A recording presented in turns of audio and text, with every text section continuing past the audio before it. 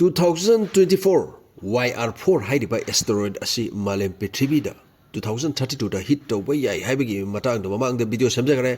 nasana nauna thagalakpa report ki matungina hairiba asteroid asina India gi Odisha hairiba state asida hit tawba yai hairi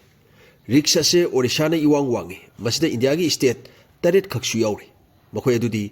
Maharashtra Telangana Southern Madhya Pradesh Chhattisgarh Jharkhand amasung West Bengal nasana hanbada magi hit tawba yabagi chance se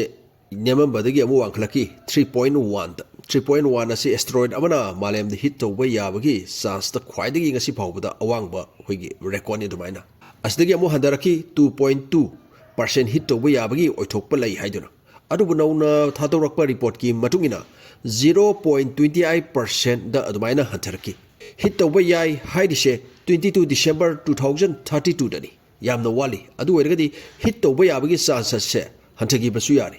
haibidi hit tawkhida basu yari adubu nasa yauna malemgi scientist kaya amana basida thabak tawri kanni yengsali asteroid asigi movement